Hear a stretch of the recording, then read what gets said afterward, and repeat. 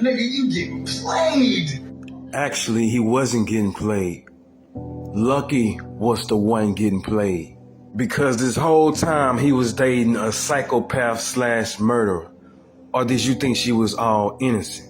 There's a reason why Lucky couldn't figure this woman out. That's because she been studying him the whole time, bro. She playing him. This woman is a straight killer. Yeah, they show you she's emotional when she talks about her boyfriend that was unalive. Yeah, that's all an act, bro. Who you think set him up? Remember, she's the one that sent him in the store. Can you give me some popcorn? I'm hungry. Oh, yes. Some popcorn, please. Some jujube. She didn't even know what she wanted, bro. She talking about some popcorn, jujube, something. She just wanted him to get out and go in because that's where he's going to be assassinated at. But you see, he's the assassin. But his partner don't know that he's there to assassinate this man. So he telling his partner, hey, ain't this so-and-so? And his partner like, nah, that's not him, bro. Look at his face, dude. That's not him. That's him, dude. I'm telling you. That's him. Remember that's my nigga, dude. That's him, dude. You heard what his partner said, bro. He said it clear as day. That's not him. Like, how many times you gotta say that's not him? Why he trying to make that him?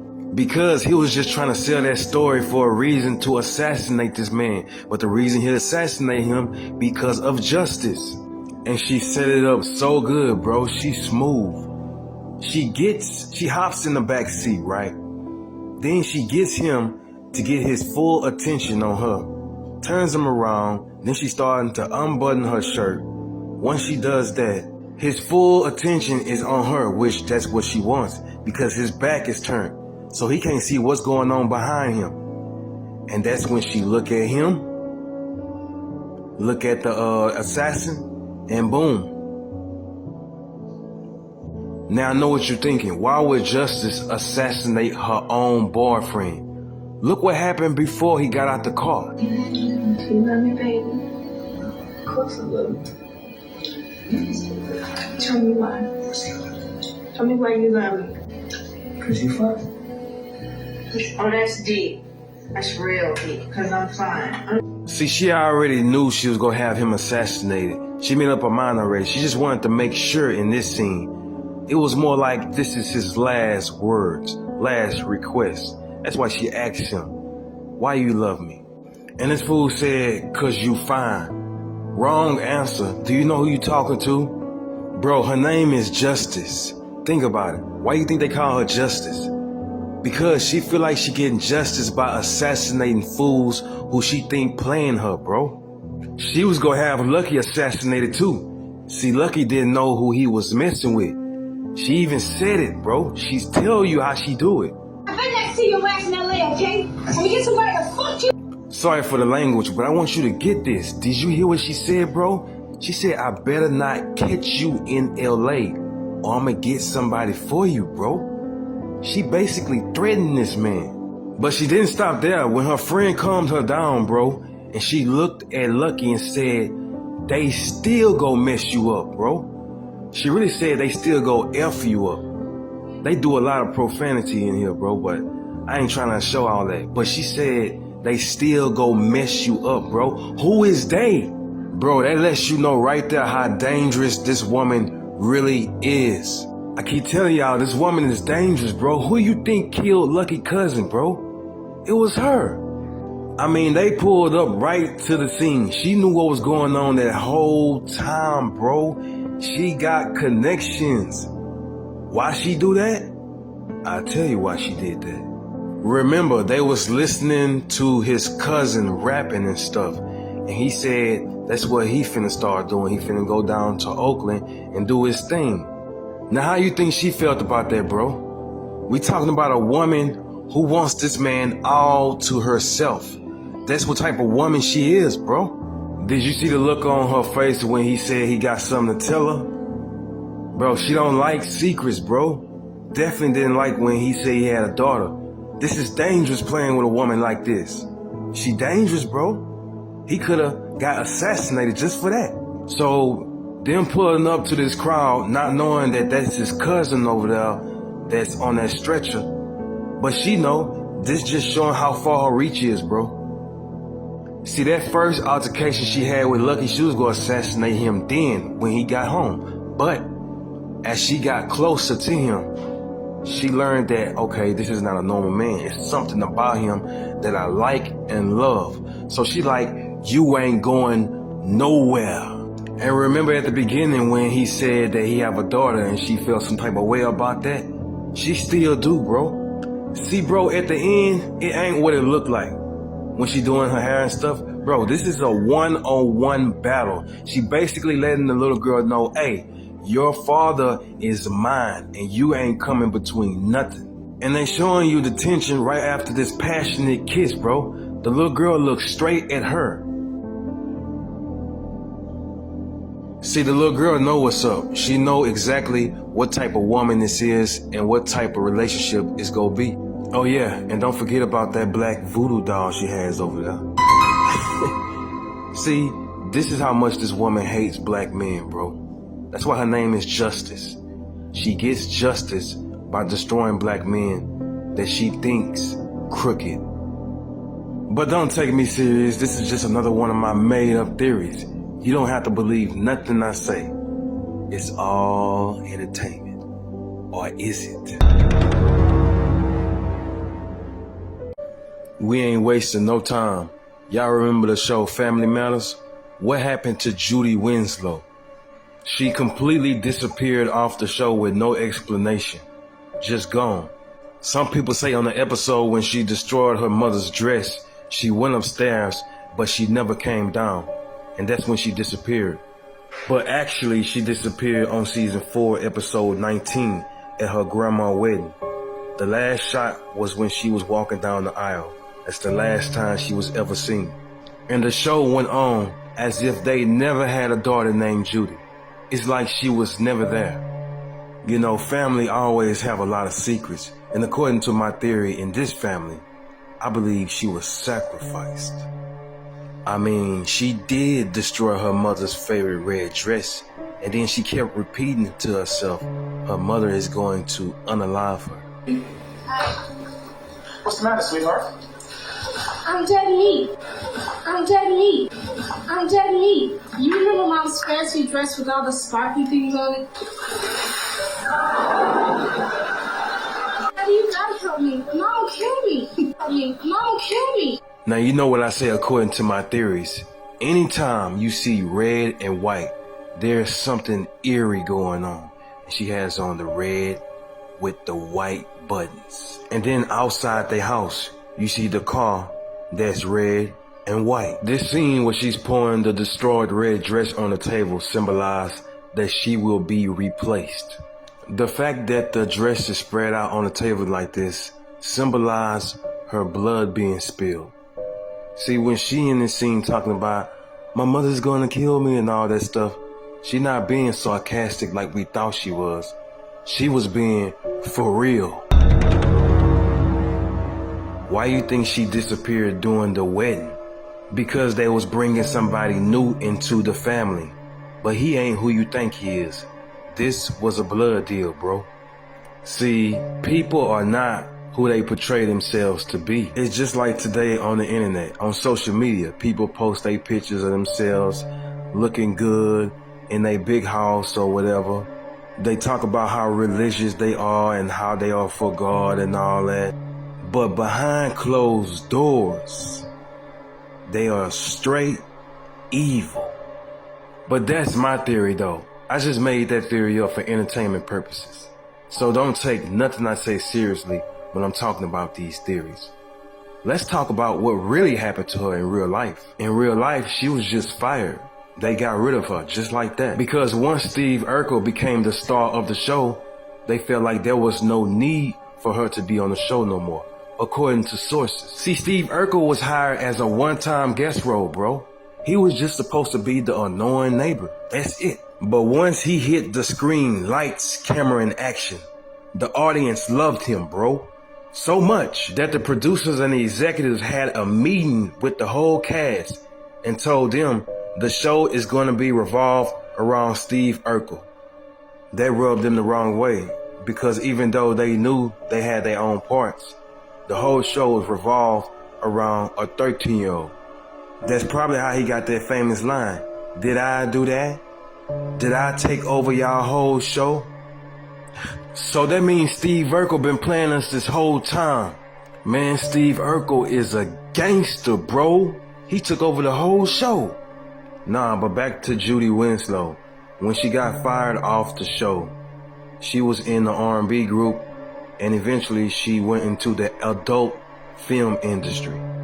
That was in the early 2000s. I don't know what she's doing now, but what does that say about the entertainment industry? Hollywood, what does that say? That they can just come out of nowhere and fire you and don't care about what you got going on in your life. Don't care about what you're going through, your financial situation. They not even thinking about that. All they care about is benefiting from talented black people.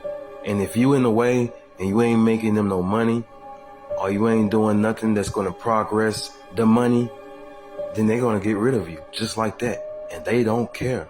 But shows like this don't even exist in today's times no more. There's no family structure. There's no mother and father going to work, coming home. Do y'all remember the movie Life? The movie Life is centered around two men who is innocent, sentenced to life. So to the people watching this movie, to them it's about two men who sentenced to life, who is the property of Mississippi. But that's not what it's about at all.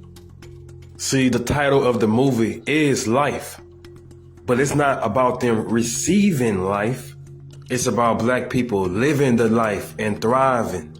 See, this was around the time before Martin Luther King stepped on the scene, 1930s. So segregation was still around, which was a good thing according to some black people. To some black people, segregation was good because black folks had their own thing going. They didn't eat with the white folks. They didn't drink with the white folks. They didn't go to the white folks' schools. They built their own. See, let's go all the way back to the most prosperous black community in America, Black Wall Street, before it was completely destroyed. The community was full of black-owned businesses, like they had their own restaurants, their own bank. See, everything white folks had, they had it too. It probably wasn't top tier, but whatever they had, they made the best of it. It was an economic of independence, and everybody was enjoying the fruits of his or her labor. That's exactly what they showing you in the movie Life. Stop laughing at it and really look at it, bro. They showing you. Look how happy they are, bro. This symbolized how independent black people was. We had our own clubs, own money, own music. This is the life, bro. That's what they meant when they said life, bro. Thought it was the other way around, huh? Do you remember the scene when he gave that woman $2? He said the woman needed it for her mother operation. $2, bro? It ain't nothing in this generation. But back then, it was everything to them. It was what? Life, bro. That's what I'm trying to tell you. Bro, what you think the Boom Boom Room stood for? It was the thrive of black economic independence. Once again, they reminding us of the time when black people was living life. Okay, now it's about to get dark. When the cops came in and broke up the party, this clearly represents white supremacy. Because we all know anytime and every time black people was having fun, it was broken up. See, everything was all good until they ran into the racist white man. And this is supposed to represent Martin Luther King. Let me explain. Notice I said white racist man, not white man. So please, white folks, don't come in here with all that, oh, you racist, you trying to make this a racial thing. No, just pointing out the facts according to history. Don't come up in here with all that. See, Martin Luther King had a dream.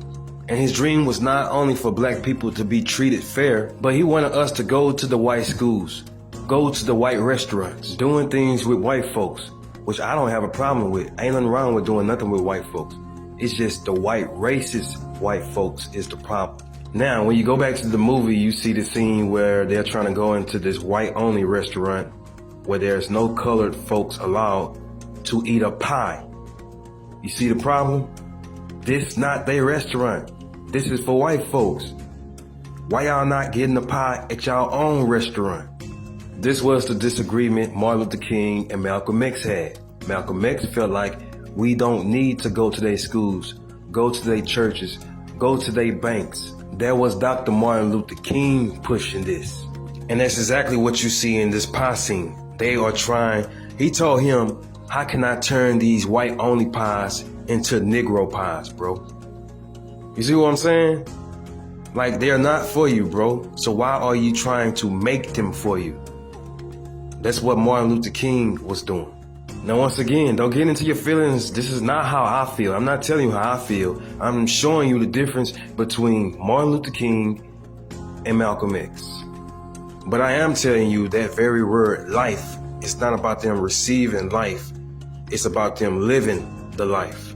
Even though black people was free from slavery and they wanted to thrive just like everybody else, some folks felt like they still should be enslaved. The part when they broke free from out of that place and they was running for their life, this represents a runaway slave. That's all it represents. A lot of people go probably say, what about the black man who was showing out for the white man? He represented Uncle Tom, bro. What a disgrace. Not really, because the Uncle Tom was really the opposite of him. The Uncle Tom turn was inspired by a real hero named Josiah Henson. He was born into slavery and he freed about 200 slaves. From there, the story Uncle Tom's Cabin was created, which was about an African American slave who was beaten to death because he refused to tell them where the slaves was hiding at. And as time went on, white racist people used the term Uncle Tom as a derogatory term, just like they did the N-word. So the real Uncle Tom was not a sellout, he was a hero. I had to say that because I had did a theory on the Smurfs. If you saw the Smurfs, I said Papa Smurf was an Uncle Tom, and people tried to school me talking about, bro, Uncle Tom was really a hero. Like, I already knew that. I was talking about the term according to the derogatory term that they was using. So, yeah. So on the outside looking in at this movie Life, it's about men receiving life in the property of Mississippi. But to me, it's reminding the world there was a time when black people was living the life. Dr. Dolittle, another movie that went over our heads as kids. It's quite interesting when you look at it because it's about a man that can talk to animals. Just think about it. What if there was a man on earth that can communicate with animals? That would be scary, right? Because we know based on the Bible, with Noah's Ark, God communicated with the animals. Which means that these animals, these creatures would know things that we don't know. Which would be very creepy because they might accidentally say something they're not supposed to say. Well, actually, according to the Bible, there was a donkey who communicated, who talked to a man with the power of God. Because there was a man that was trying to go and do something that was against what God wanted him to do. And there was an angel standing in front of him.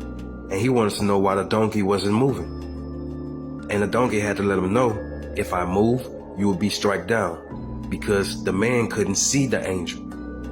So when I tell people in most movies, and how they create their stories in these movies, they get it from the Bible. This is what I mean. You got talking animals in this movie.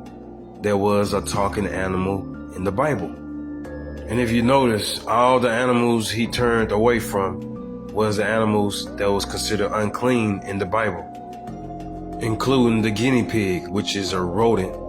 At first he abandoned the rodent, but then he came back. But at first, he abandoned it. That's the important part. Then if we go to the birds, in the Bible, the owl is one of the birds that's considered unclean.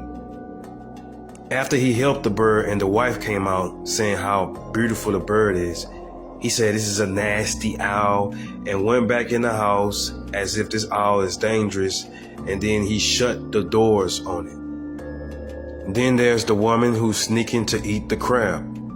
In the Bible, the crab is considered an unclean creature. Did you see what happened to her in the movie when she ate this crab? Her whole face was swollen. Now that's just one way how seafood can harm you. But there are several ways how seafood can harm your body. Which is why he said that these animals, these creatures, are considered unclean.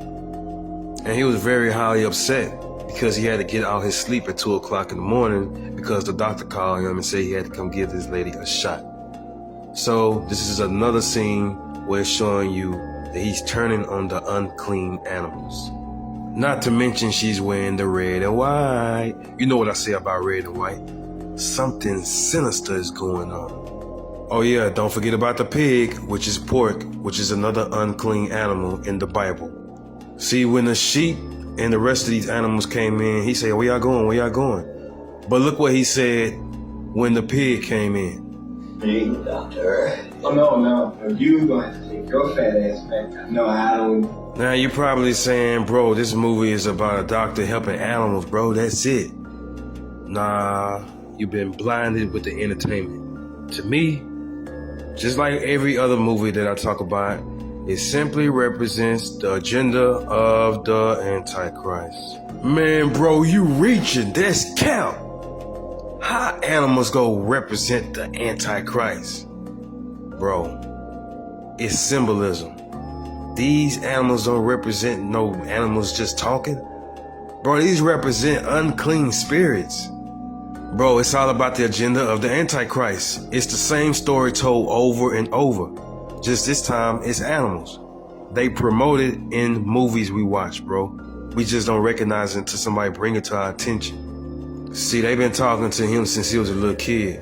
But these are not animals, bro. These are unclean spirits. They are using one human being to bring forth their king up in the world so they can take over. Why you think the father called the priest? Because the boy had a devil in him, bro. He was using him to communicate with these unclean spirits. And this priest knew that. So he tried to cast it out of him, bro. But what happened? One of the unclean spirits came and started biting him, which was this dog right here. And the whole time he did that, he just laughed, bro. Just straight evil. And then they called for the dog to be taken away. But that's not going to take what's in him away. He still has it in him. And now we know why he was an easy target, because he was the only child, bro. When you're the only child, what you cling to? Imaginary friends. Now pay attention to that priest when he was trying to cast out Satan. Look what he said. He said, "Go now, Satan. Take the serpent's voices with you." Serpents are similar to snakes. What's a snake? A snake is a reptile. At the end of the movie, what hatched out the egg? Looked like a damn dinosaur. But it's a baby alligator, which is also a reptile. This is what these so-called animals, which is unclean spirits, was waiting on. They was waiting on their king to come into the world. The reason the egg didn't hatch earlier in the movie is because it wasn't time for him to come forth. Just like in real life, why the Antichrist haven't been revealed. It's because it's not time yet. In Genesis it say, "And I will put enmity between you and the woman, and between your seed and her seed, and he shall bruise your head, and you shall bruise his heel." This verse is talking about Yahusha, the Messiah. But what the followers of Satan did, they used this verse to worship the serpent. That's why the snake is always looked at and depicted as something evil. Notice that the issue that was going on with the sick tiger that was dying, it was all set up for him to take the tiger to get him fixed, because the tiger makes the circus. Without the tiger, you cannot have the circus. The tiger is the circus. In order to have the circus, you have to fix the tiger. So after he fixed the tiger, that's when their king was born into the world. So it symbolized that their king has now been born, and the circus symbolized that the show must go on. And the daughter knew about this, which is why she smiled with that wicked smile. She's not smiling at him. She's smiling at the fact that this egg is about to hatch and cause chaos on Earth. See, just like the devil used him as a kid, in the same way the torch has been passed down to the daughter, and now she's being used to bring chaos on the earth, and she don't even know it. So him walking down to this circus represents that these unclean spirits are bringing humanity straight to hell. This why I say Christmas is no good, bro. Bro, ain't nobody finna be out all day looking for no damn Turbo Man. But this is what happens when we make kids think that they are entitled to have everything they want on Christmas. We go crazy and buy them whatever they want.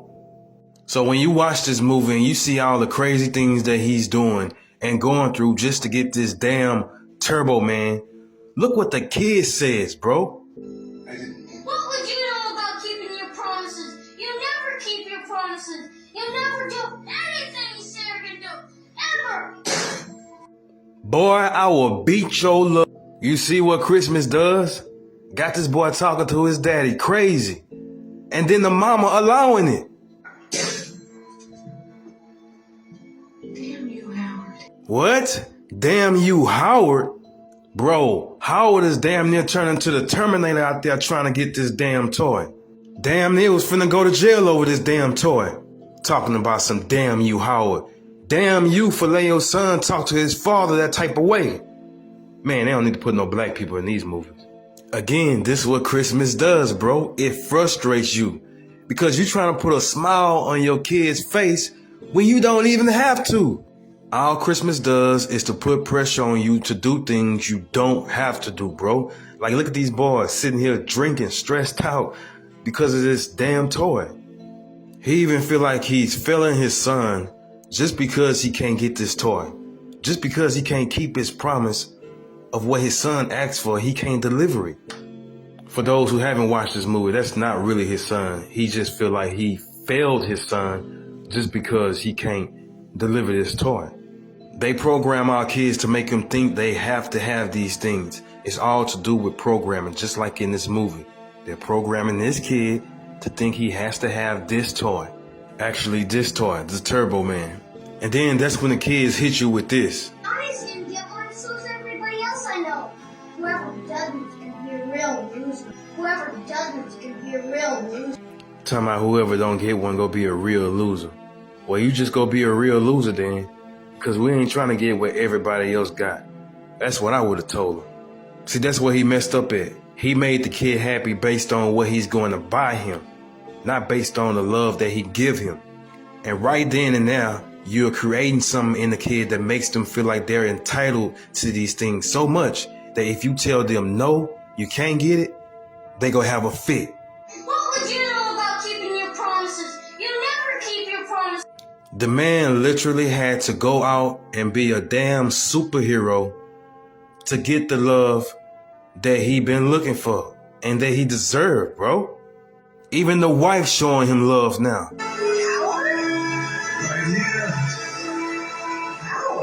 Look at her talking about some Howard. But before that, you was like, damn you, Howard. Damn you, Howard. Oh, and don't forget, she had that pervert neighbor that always came in the house, that she allowed to come in the house. Then she left the man in charge while she go take a shower, bro. Eating this man cookies. Ted, I need to speak to my wife. So could you get her on the phone, please? I think she's in the shower, Howard. Who told her you can eat my cookies? Now she acting like everything is all good because he dressed up as some Turbo Man. It's cold-blooded, bro. And then look at this. Why go through all that trouble to put a smile on his damn face, and he ended up giving up the damn toy to somebody else? And listen to what he said when he gave it up. What do I need the doll for? I got the real Turbo Man at home. Bro, is you talking about your daddy or the suit? Bro, because he got to return his Turbo Man suit. So all that flying around you seen him doing, he ain't gonna be doing it at the house, bro. Or you just talking about having your father at home? But bro, he been at home. So what you mean you got the real Turbo Man at home, bro? See what Christmas do to you? Turn you into a maniac. So this movie is showing a man is not appreciated unless he go out his way, bro. What if she set her friend up? Cause you know she's a selfish, cruel person who wanted her friend to herself. And she hated old people. Remember, she was a caretaker taking care of her patient. Listen to what her friend says after he dies. The second he died, it was like they couldn't wait to get him out of there. It's just a business. It is a business, but at least it's supposed to be a business about caring. She's saying it's a business of dying. Her friend's saying it's a business of caring. This girl don't have no remorse. Who's to say she didn't kill him? She probably killed him so she can stay close to her. The man was her relative, one of the last relatives she had left, which is why nobody came up there to see him. Recall, he said he had family. Yeah, but they don't want to have anything to do with it. You can dump it out back. What's that she dumping in the trash? That's his belongings. Let's see what's in there. Oh, look, cool. It's a little guitar. That keychain was given to her, and she gave it back to him. Cause she liked to play guitars. That's why it's in the shape of a guitar. It was a gift to her. She gave it back.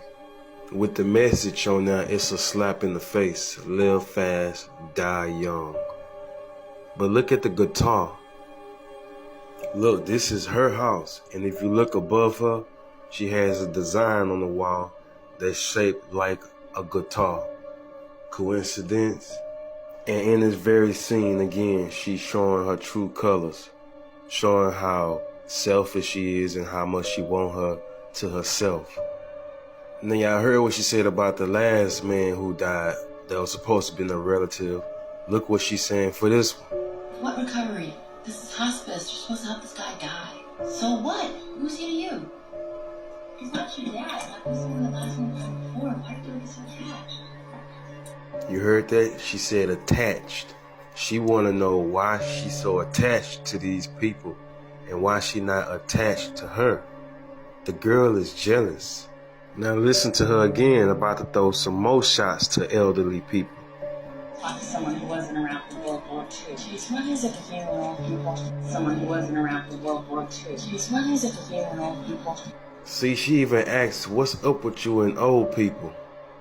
Well, it's simple. She don't like the fact that they take you away from her. You give all attention to them and not her, and she don't like that. See, she didn't get into this hoodoo magic stuff just to get years and stuff. She getting into it because she want her friend to herself. But once she had that argument with her friend about being so attached to these people, she said, I might as well just feed her to these people. See, once she went up in that room and found that record is what they used to do the rituals. Once she found that, she started playing it at her friend's house. The same friend who want her all to herself. And the whole time she playing it, her friend is listening to her, but look how she looking. The whole town know about that song. Even she know about it, and she not even in that town. That's because she did something she had no business doing. And like I said, she only did it to get close to her friend. In the very next scene, she's telling her about the hoodoo magic stuff. She wasn't telling her at first, but all of a sudden when she hear that record, she's telling her about the hoodoo magic stuff. Now, the only reason she telling her now is because she did something in that ritual she wasn't supposed to do. And she know if she get caught, it's over for her. So she's feeding her to the people now. Now she trying to show her the store where this lady work at that does hoodoo and magic so she can get spells. You know, influencing her to believe in the stuff because she has to believe in it in order for it to work. She don't even want to go in the store because she don't want nothing to do with her body being taken at all. I'm not. thought you don't believe in this stuff. I don't. But I'm not just gonna mess around with it, so you wanna go in? Go ahead. That's why she looking the way she looking at the end. She know that's not her friend. She know that's her friend on the stretcher that's getting pushed out. The look is all in her face. Look at her. She's still looking. She know exactly what's going on. But that's what she wanted. Better to be her friend than to be her.